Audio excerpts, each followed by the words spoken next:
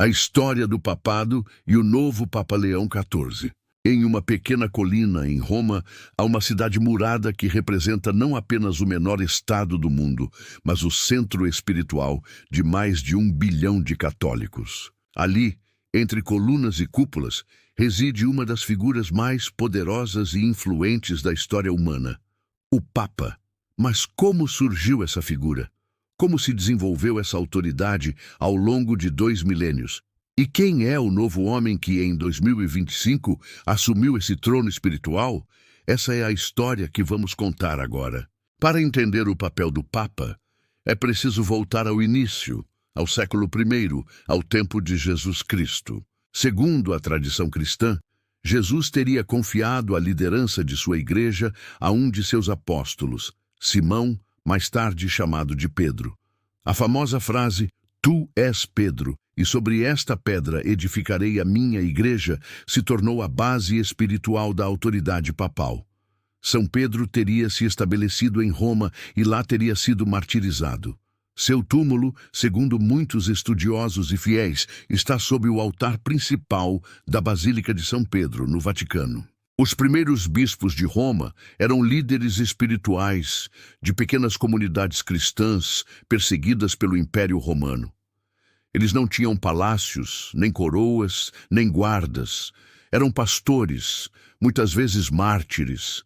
Mas com o tempo, especialmente após o Édito de Milão em 313, quando o cristianismo foi legalizado por Constantino, o papel do bispo de Roma começou a crescer.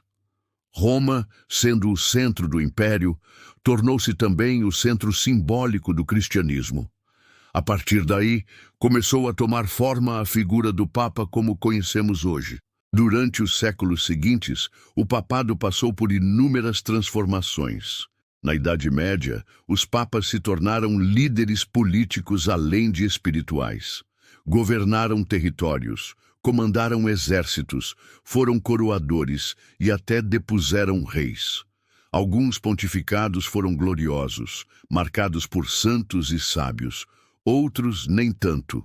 Houve papas corruptos, papas eleitos sob pressão de famílias aristocráticas e até períodos em que havia mais de um papa ao mesmo tempo, disputando o poder como no grande cisma do Ocidente.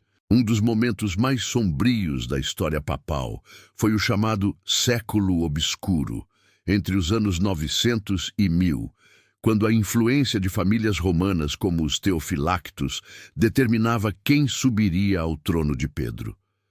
Papas eram impostos, depostos e às vezes mortos por interesses políticos.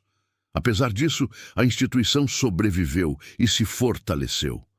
Durante o auge da Idade Média, o Papa era visto como o representante direto de Deus na Terra.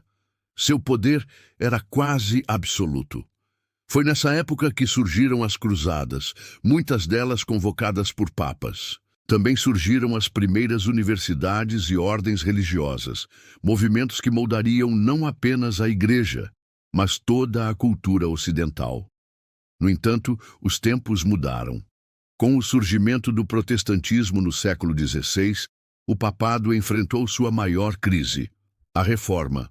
Martinho Lutero e outros reformadores questionaram a autoridade papal, acusando a Igreja de corrupção, venda de indulgências e distorções doutrinárias.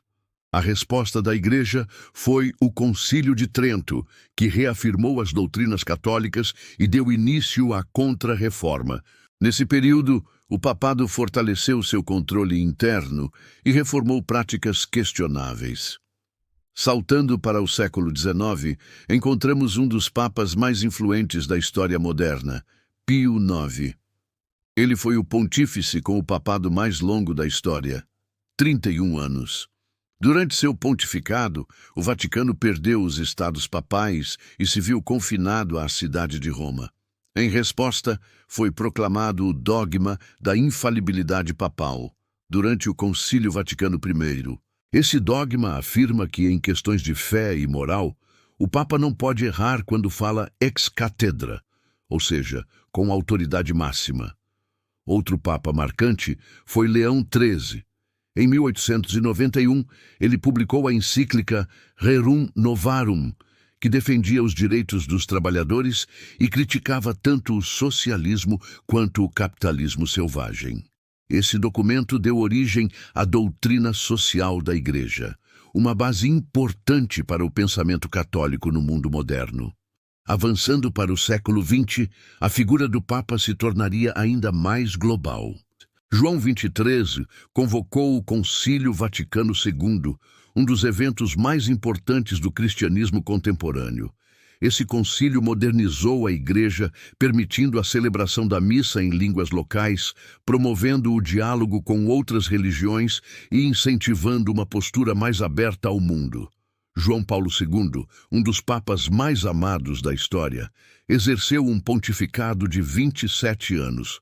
Nascido na Polônia, foi o primeiro papa não italiano em mais de 450 anos. Ele viajou o mundo, enfrentou regimes comunistas, sobreviveu a um atentado e ajudou a aproximar a Igreja dos jovens. Seu carisma e firmeza marcaram uma geração inteira. Depois dele, veio Bento XVI, um intelectual alemão que liderou a Igreja com discrição e profundidade teológica. Em 2013, surpreendeu o mundo ao renunciar, algo que não acontecia há mais de 600 anos. Sua renúncia abriu espaço para a eleição de Jorge Mário Bergoglio, o Papa Francisco. Francisco foi o primeiro Papa jesuíta, o primeiro das Américas e o primeiro a escolher esse nome, inspirado em São Francisco de Assis. Conhecido por seu estilo simples, ênfase na misericórdia e preocupação com os pobres, ele também enfrentou desafios internos, como escândalos de abuso, reformas da Cúria e resistência dentro do Vaticano. E então, em 2025, o mundo viu a fumaça branca subir mais uma vez. Um novo nome surgiu da sacada da Basílica de São Pedro: Papa Leão XIV. Nascido nos Estados Unidos, mais precisamente em Chicago, com cidadania também peruana, o cardeal Robert Francis Prevost se tornou o primeiro Papa norte-americano da história da Igreja Católica.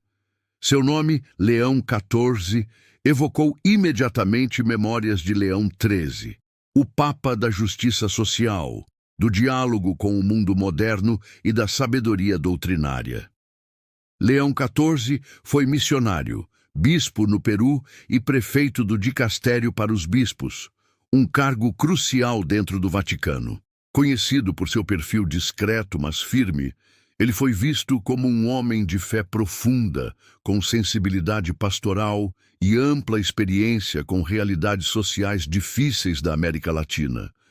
Em seu primeiro pronunciamento como Papa, Leão XIV falou da necessidade de reconciliação dentro da Igreja, apelou à paz em tempos de guerra, à escuta mútua em tempos de polarização e à esperança em tempos de crise.